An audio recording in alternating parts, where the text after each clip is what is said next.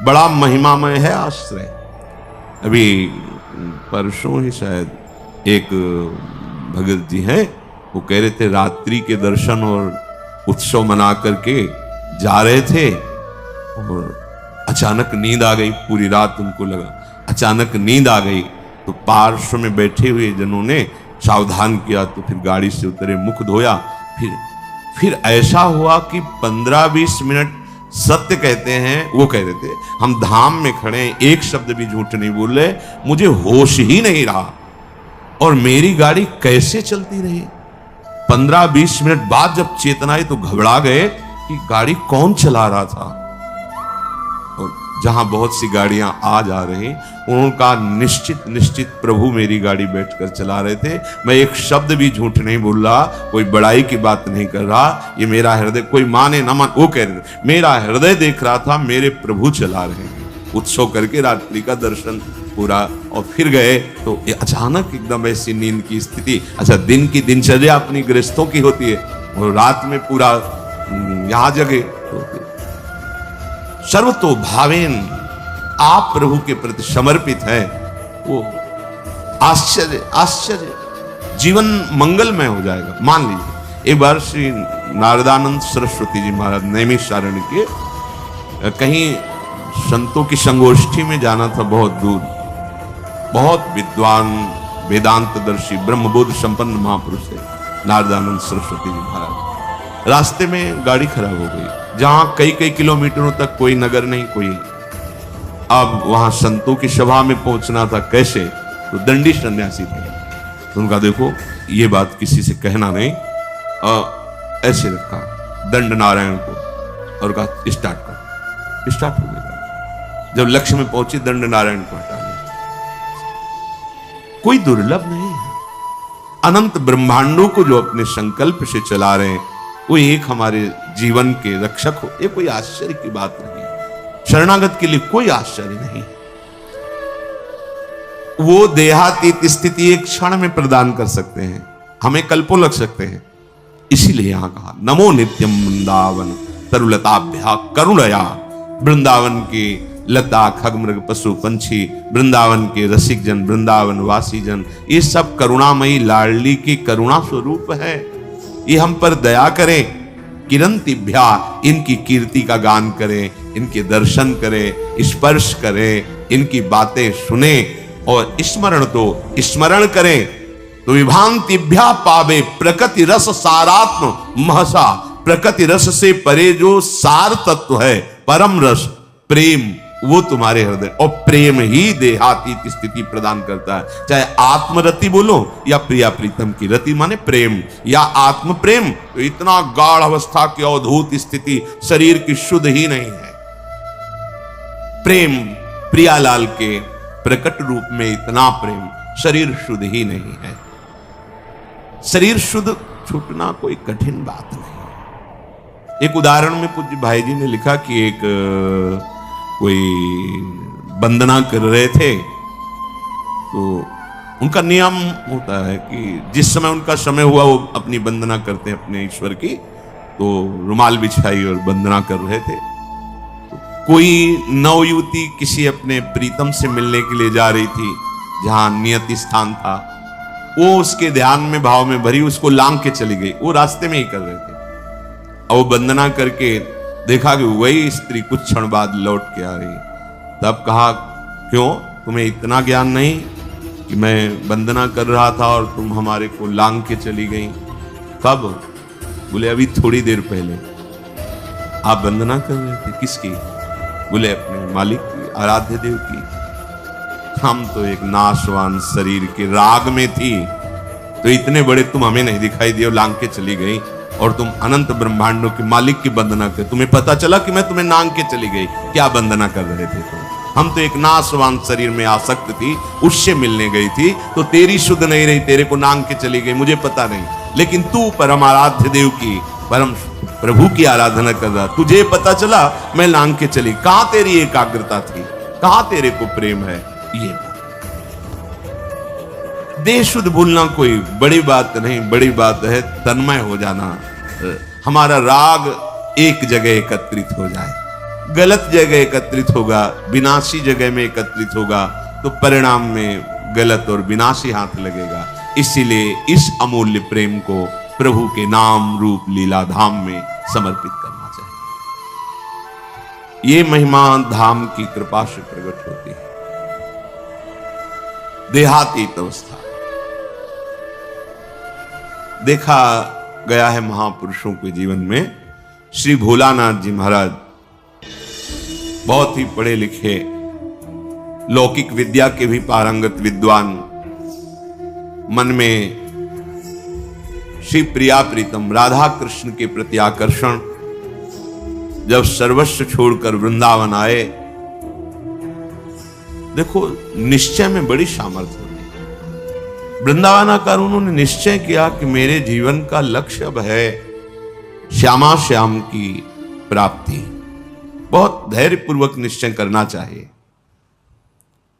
उपासकों से जब एकांतिक वार्ता होती है किसी किसी उपासक से, तो जब वो प्राकृतिक आकर्षण में दुखी दिखाई देता है, तब लगता है कि कृपा के प्रवाह में परमार्थ में तो आ गया है, पर इसका निश्चय नहीं है।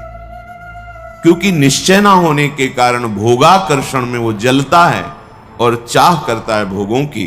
तब उसको लगता है कि ये लोग बड़े भाग्यवान हैं जिनके पास जिन भोगों की मैं चाह कर रहा हूं, उन भोगों को भोग रहे हैं। ये बड़ी ही निंदनीय बात हृदय में बैठती है।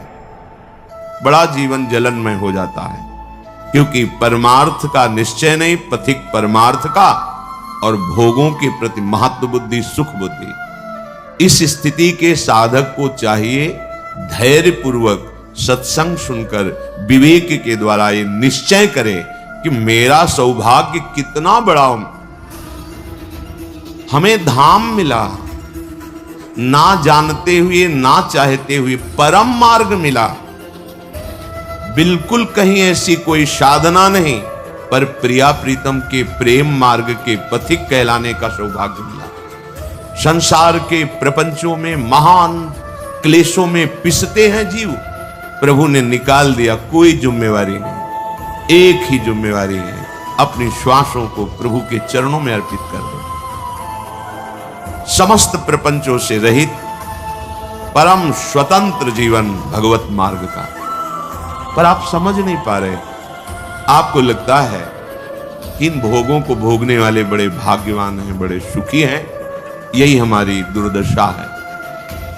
हम अपने मार्ग को ना जानने के कारण भ्रमात्मक भोगों में सुख मानकर जलते रहते हैं।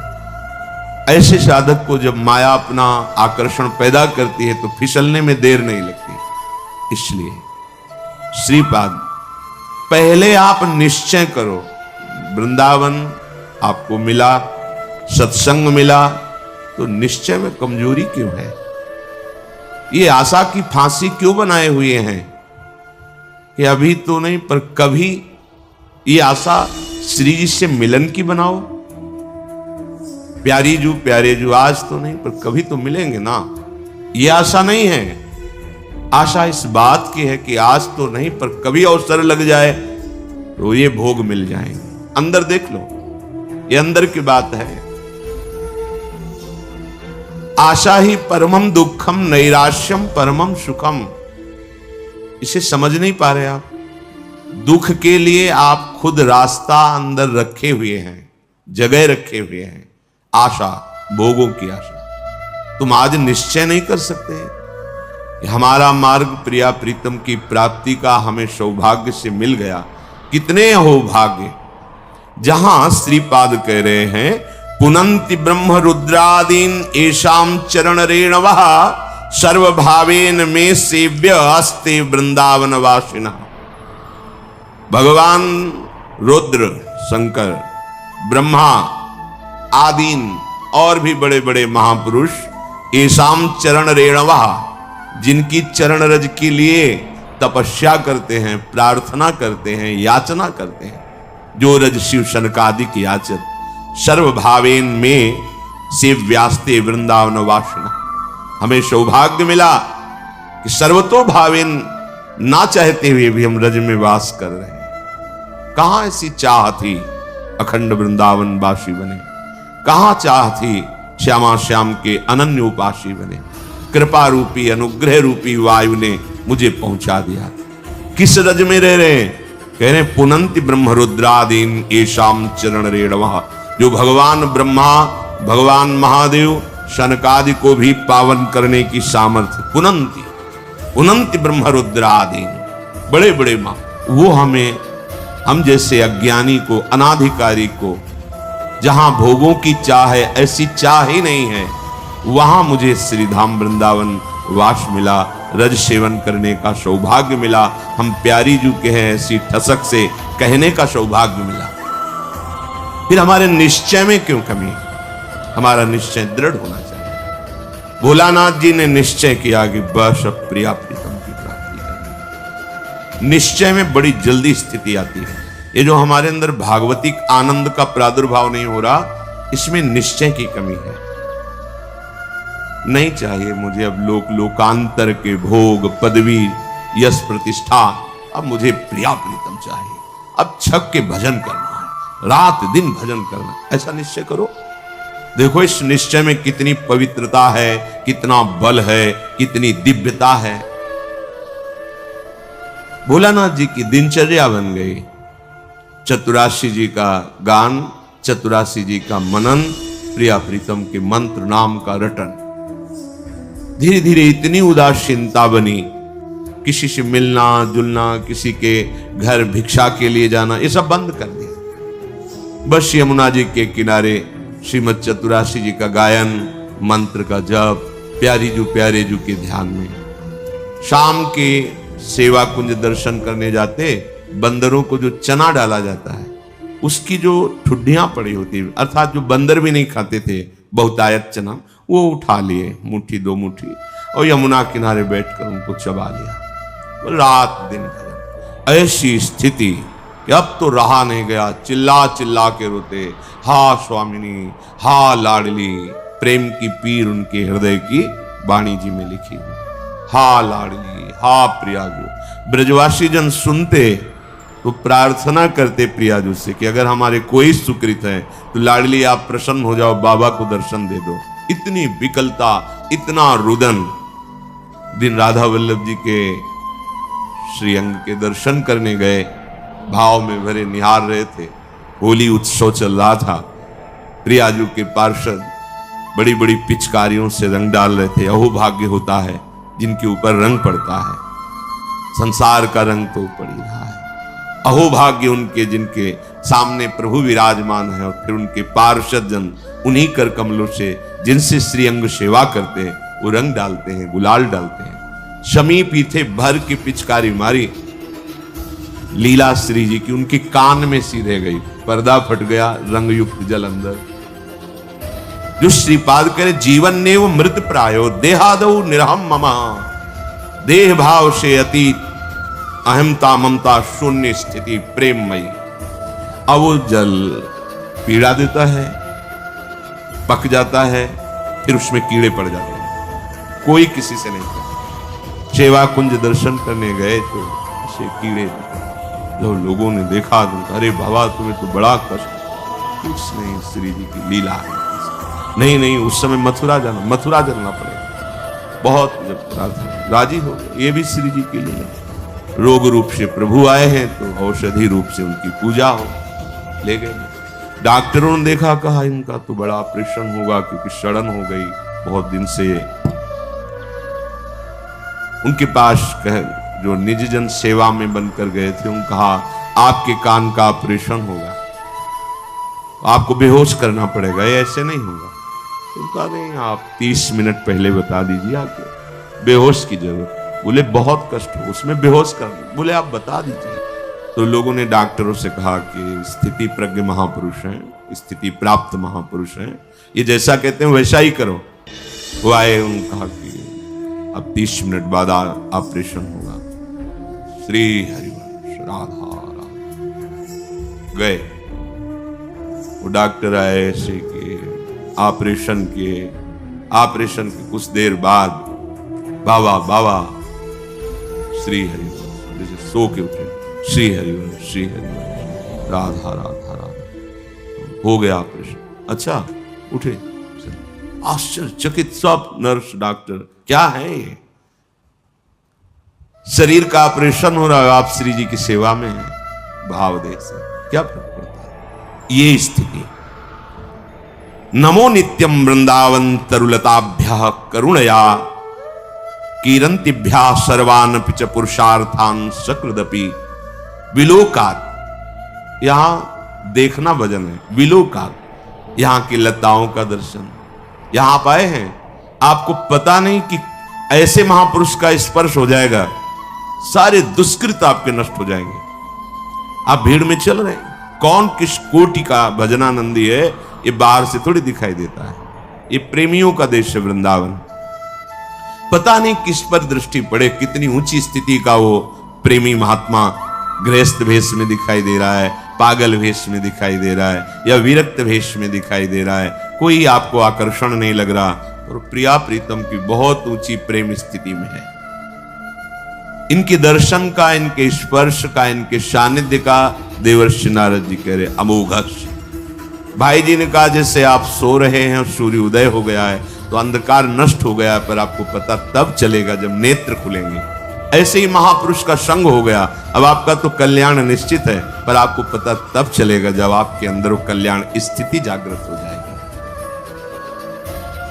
बिलोकात, वृंदावन को देखना, ये प्रेम प्रदान करना। कहां से आ रहे, वृंदावन का दर्शन करना। ये भावना मत लाओ यहां बड़ी बिल्डिंगें हैं, ये सब भौतिक बातें मानी। धाम नाम रूप लीला चिदानंद है, ये है। गिरिराज जी वही है ना, रजरानी वही है, बहुत कुछ यहां सब चिदानंद है। अपने भाव दूषित है इसलिए पकड़ नहीं पा रहे। विलोकात, दर्शन करो वृंदावन का। देहातीत स्थिति कैसे प्राप्त होगी?